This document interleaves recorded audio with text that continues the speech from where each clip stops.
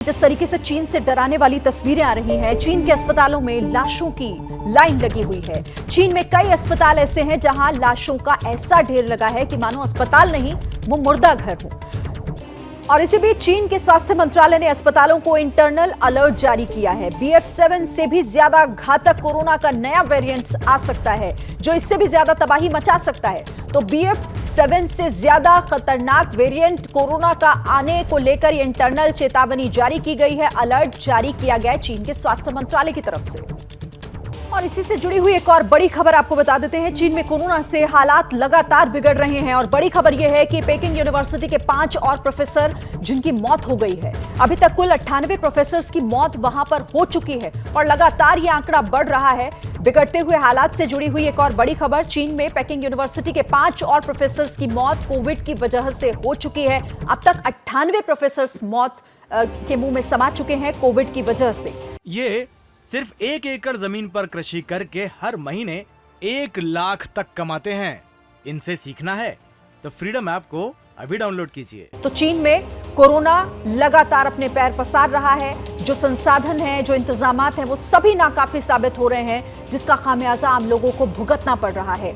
चीन में कोरोना का बड़ा संकट बरकरार है। अभी तक के जो आंकड़े सामने आ रहे हैं वो बता रहे हैं कि चीन में हालात लगातार बद से बदतर होते जा रहे हैं, सुधरते हुए फिलहाल दिखाई नहीं दे रहे।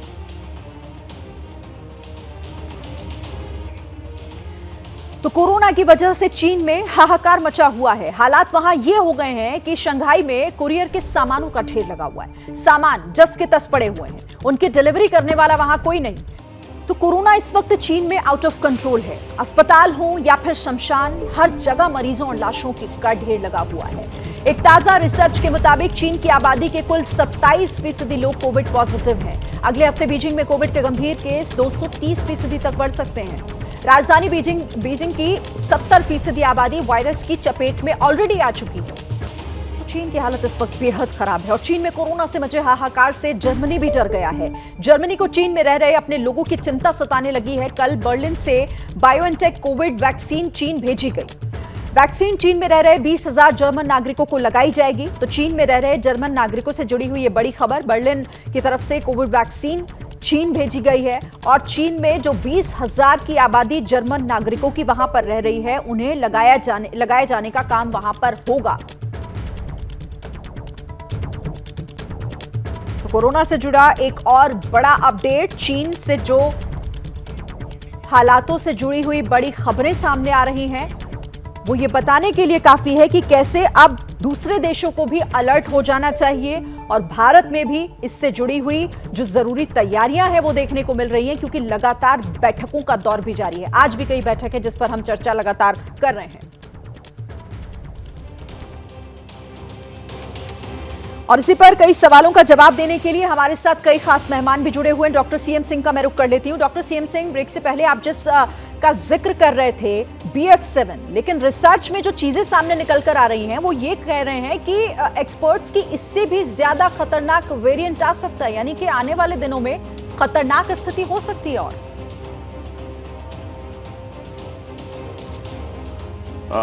बिल्कुल मैं इस चीज़ से एग्री करता हूँ।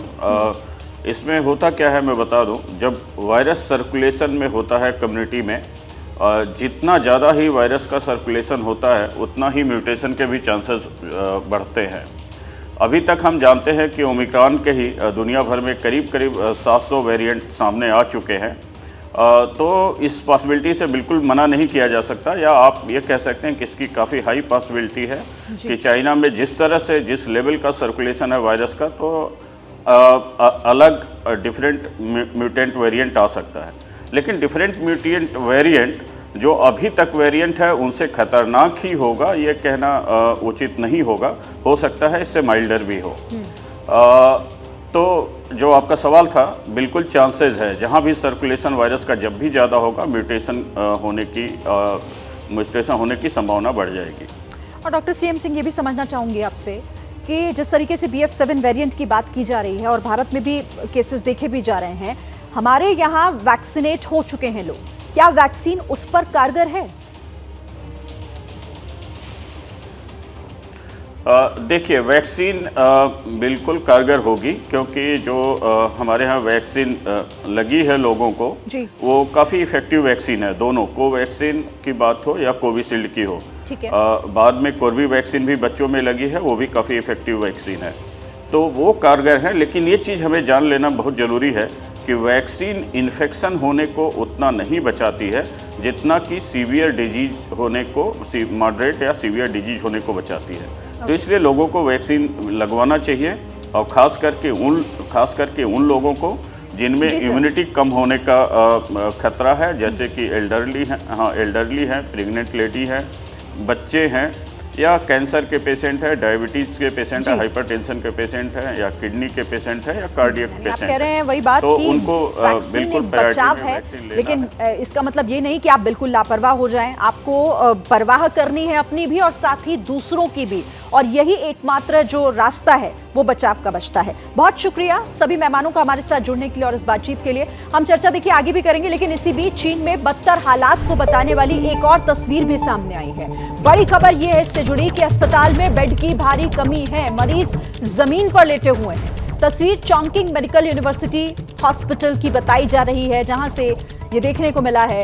एक्सक्लूसिव तस्वीरें एबीपी न्यूज पर आपके सामने। अस्पतालों की हकीकत देखिए। चीन के अस्पतालों में बेड की भारी कमी, मरीजों को जमीन पर लेटाया जा रहा है और वहां उन्हें इलाज दिया जा रहा है क्योंकि बेड कम पड़ रहे हैं। जो सीरियस मरीज हैं, जिनकी कंडीशन ज्यादा गंभीर हो चली है, उनके लिए वेंटिलेटर या फिर ऑक्सीजन या दूसरे जो जरूरी, चाहे वो दवाइयां हो चाहे वो उपकरण हो, वो नहीं मिल पा रहे और इसीलिए लोग परेशान हैं। तस्वीर देखिए आप, अस्पताल की तस्वीर है ये। चॉन्किंग मेडिकल कॉलेज है और उसके हॉस्पिटल के अंदर की तस्वीरें, किस तरह से बेड नहीं होने के चलते मरीजों को जमीन पर लेटाकर उनका इलाज करना पड़ रहा है। और यह बताने के लिए काफी है कि कैसे संसाधन नाकाफी साबित हो रहे हैं चीन में, और इसीलिए बद से बदतर हालात होते जा रहे हैं। लगातार ये चर्चा और ये बड़ी कवरेज एबीपी न्यूज पर आगे भी जारी रहेगी। ये सिर्फ 1 एकड़ जमीन पर कृषि करके हर महीने 1 लाख तक कमाते हैं। इनसे सीखना है तो फ्रीडम ऐप को अभी डाउनलोड कीजिए।